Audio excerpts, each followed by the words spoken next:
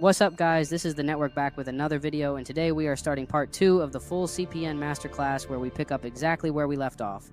In part 1, we broke down how to create the file from scratch, build the number, verify it with public records, and properly attach it to yourself. Now in part 2, we're getting into the phase where the credit profile becomes fully functional, fully fundable, and ready for serious credit stacking. Let's lock in. And the reason I'm breaking this into a part 2 is because a lot of people try to rush through this process thinking it's just about getting the CPN number and throwing some trade lines on it, and that's where most people fail. Building a real file that actually holds weight and pulls real funding requires structure and patience. This ain't one of those microwave 30-minute plays. The ones who actually take the time to set it up the right way are the ones walking out with real approvals, real funding, and six-figure limits that actually get used for business, not just screenshots. So if you're really locked in and you've been following the first video all the way through, this is where it gets serious, because this is where we shift from building the file to actually putting the file to work. We're starting with Module 8, which is building your score up to a 750 plus FICO and preparing your file to personally guarantee real funding. This part right here is where most people mess up. It's not just about having trade lines showing, it's about structuring your file so the lenders see you as high quality and low risk. So let's break this down. Module 8, build a 750 plus CPN credit score and use it to personally guarantee business credit. Now that your CPN file is active and you've added primary trade lines and optionally AU lines, the next step is to optimize your score. Your goal is to build a 750 plus FICO as quickly and as cleanly as possible, because this is the sweet spot for approvals, limits, and leverage. And once you've hit that 750 plus, we'll show you how to use your CPN file to personally guarantee PG credit cards and funding lines for your new or existing business. Step 1, understand how the score is calculated. FICO scores are broken down into 5 main categories. Payment history, 35%. Pay all bills on time. One late can cost you 100 plus points. Credit utilization, 30%. And keep your usage under 10%, ideally 2 to 5%. If you have a $1,000 limit, only carry $20 to $50 balance. Length of credit history, 15%. This is why aged AU lines help. But even a few months of perfect history on primaries can get you over 700. New credit, 10%. Don't apply for too much at once. Limit inquiries, 3 to 5 in the last 6 months max. Credit mix, 10%. Have both revolving cards and installment, like Credit Strong or Self. Don't just focus on score. Make sure the profile is clean. No fraud flags, mismatched info, or wild address jumps. Step 2, monitor your progress with real scores. Don't rely solely on Credit Karma, which only shows Vantage scores. You need real FICO data from myfico.com, Experian.com, smartcredit.com. You're aiming for Experian, FICO 750 plus, Equifax TransUnion Vantage 700 plus, no more than 6 inquiries per bureau in last 6 months. Pro tip, use inquiry removal scripts if needed, contact fraud departments and report unauthorized pulls. You can also use a 609 dispute letter for EQ and TU. Step 3, eliminate red flags before PGing anything. Before using your CPN to personally guarantee a business loan or card, ensure name matches on all accounts. DOB and address are consistent, no high balances or missed payments. All accounts report correctly. No synthetic or flagged markers on your file. Use LexisNexis and SageStream reports to check for hidden fraud flags. Step 4, set up a business ready for credit. You'll need a real business entity that looks credible. This includes LLC formed in your CPN state of residence, EIN from IRS tied to your CPN/LLC on business address, not PO box. Business phone number, professional email and website. Use Google Workspace plus Wix or GoDaddy. Open business checking account with matching CPN info. Important. Use your EIN instead of your SSN CPN when applying, but PG it with your CPN.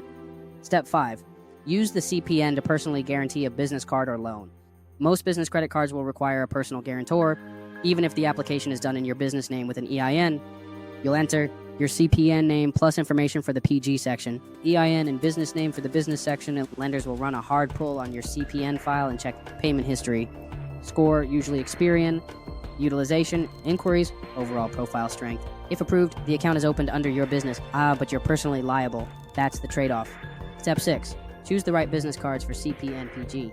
Top recommended cards for new business credit using a CPN PG, Capital One Spark, reports to personal and business, Amex Blue Business Cash, soft pull if you already have an Amex relationship, Chase Inc. Business Preferred, high limits, strong rewards, Divvy, great for newer profiles, less PG scrutiny, BOA Business Advantage, works well if you bank with them. Avoid Brex unless you have $50,000 plus in your business account. They do not accept PG from CPNs. Step 7, how much can you get? With a strong CPN credit file, 750 plus, 3 plus primaries, and a clean PG, you can expect $5,000 to $25,000 per business card. With 2 to 3 cards, that's $50,000 plus in potential capital. Business loans and lines can reach $100,000 to $250,000 with the right documents. Module 9, how to register your CPN to a new business entity, EIN, and DUNS number. Once your CPN file is clean, structured, and showing solid credit history, the next logical move is to register it to a business. This expands your ability to access funding and legitimizes the use of your CPN as a personal guarantor PG. The process involves linking your CPN to a business structure with an EIN and a DUNS number. This method allows you to operate like any other business owner, applying for business loans, business credit cards, and even potentially purchasing property under your business name. Here's the full breakdown of how to properly register your CPN as a new business entity. Step 1. Apply for an EIN, Employer Identification Number, from the IRS. Visit the IRS EIN Assistance site, https://sa2.www.irs.gov/modiin/individual/index.jsp. Click Begin Application and complete each screen using the information that matches your CPN identity. You'll need the name, date of birth, and address associated with your CPN. Choose your business structure. If your CPN is for personal use, select sole proprietor or partnership. If you're linking your CPN to an aged corp or pre-existing LLC, choose corporation or LLC. Continue through the application. Why is the partnership requesting an EIN? Answer: started a new business. When asked who the responsible party is, input your full name and use your real SSN temporarily if required. This will not connect or merge with your CPN credit file. The IRS does not report EIN issuance data to credit bureaus. If you're registering a business from scratch, enter your CPN name in the legal name of the business section and place your CPN number under Doing Business As. Continue through all screens and select how you'd like to receive your EIN confirmation letter, email, or physical mail. Save and print the EIN documentation at the end. Step 2. Understand why this structure matters. Once your CPN is linked to an EIN and a business, that CPN is now the PG for any credit obtained by the business. This creates a legal and financial structure that allows you to file taxes on behalf of the business, build business credit separate from your personal name or SSN, secure funding using the CPN as the personal guarantor, apply for contracts, real estate, and vendor accounts under the business name. This approach opens the door to scaling your financial profile rapidly while maintaining legal separation between your personal and business financial activity. Step 3. Build business credit linked to the CPN. Now that your EIN is connected to your CPN identity, begin building your business credit profile through the following actions. Register for a DUNS number at https://www.dnb.com. Use the same name and address as your EIN registration. This will allow vendors and banks to report your business credit activity. Open a business checking account using your EIN. You can go to most banks or credit unions. Provide your articles of incorporation if you registered an LLC or corporation, or your EIN confirmation if you're a sole proprietor. Establish net 30 vendor accounts that report to DNB, Equifax Business, and Experian Business. Suggested starter vendors include Uline, Granger's, Quill, Summa Office Supplies. Apply for business credit cards with your CPN as the PG. This includes cards from Capital One, Chase, Amex, BOA, and more, depending on your CPN score. Step 4. Purchase property or apply for larger business loans. Once your EIN, CPN, and DUNS are aligned and you've built both personal and business credit, you can move toward larger funding goals such as business auto loans, commercial leases, property purchases using business credit, PG business loans ranging from $50,000 to $250,000. When asked to list a personal guarantor on any business loan application, simply use your CPN's full name, DOB, and credit info. In the SSN field for the business owner, use the EIN you obtained. In the PG section, enter the CPN's details. This keeps the business operation compliant and distinct from your personal SSN. Legal reminder: while the IRS requires SSN verification for EIN registration, it does not report this data to credit bureaus.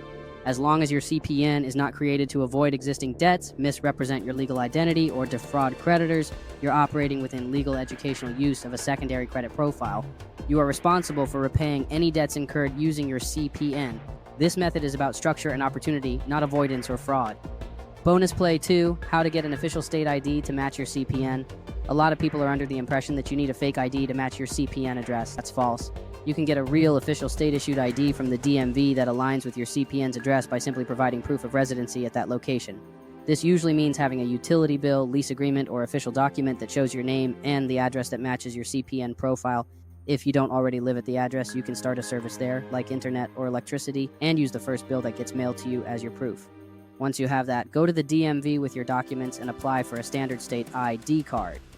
Each state has slightly different requirements, so to double check what's needed in your area, visit https://www.rocketlawyer.com Family and Personal General Legal Matters Legal Guide, How to Get a State ID Card from the DMV.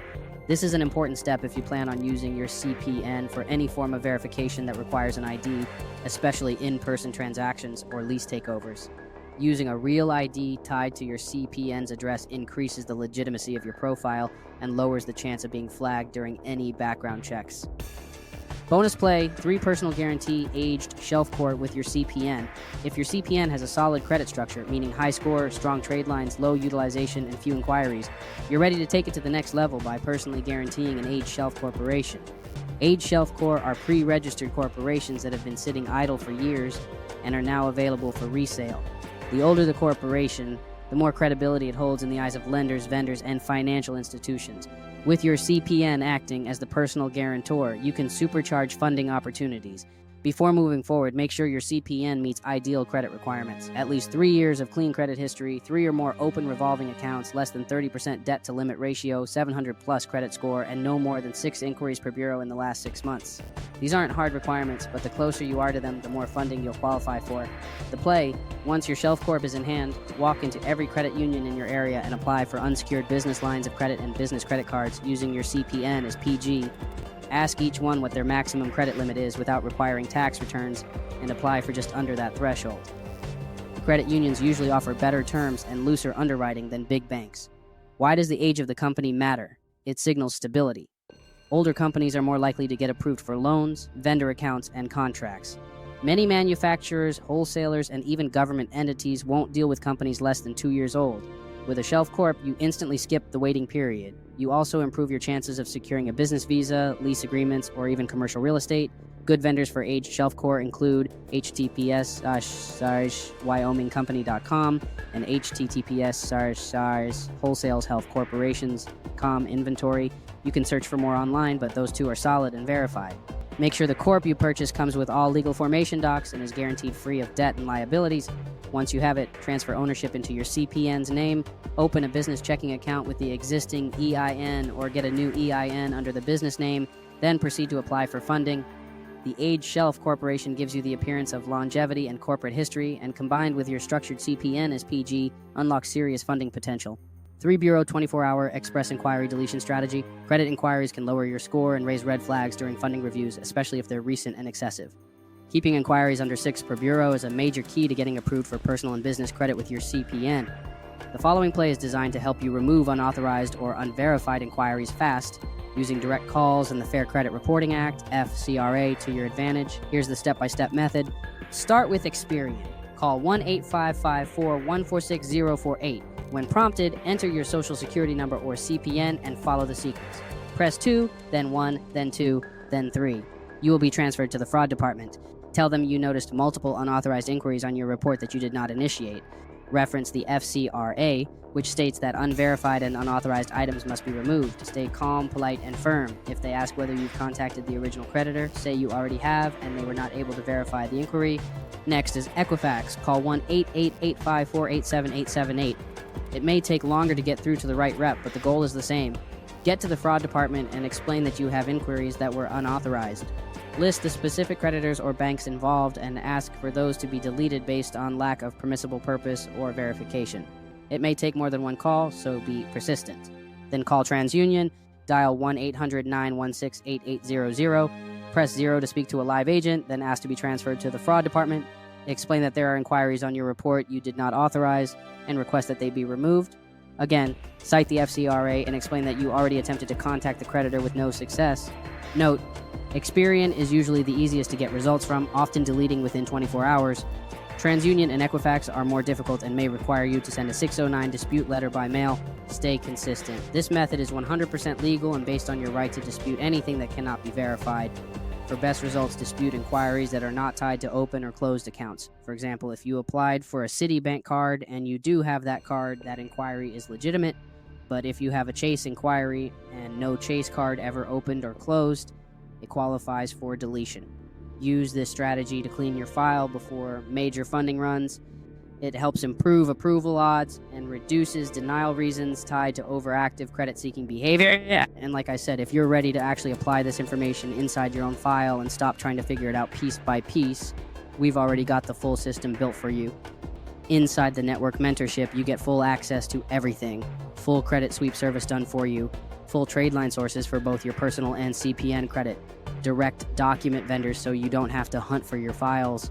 Full CPN file builds already structured the right way. Business credit trade lines and full LLC setups with vendor approvals. Complete iPhone funding methods and liquidation plays. How to get business phones and flip phones using both your CPN and your business credit. Full step-by-step funding sequences showing you how to turn your file into $50,000 to $100,000 within the first 30 to 60 days. Lifetime of message access directly with me personally so you're never guessing or stuck. We show you the full structure, we hand you the exact files, and we stay locked in with you while you scale. So if you're ready to run this play the right way the first time, reach out inside the Discord, drop the word mentorship in the chat, and we'll get you locked in.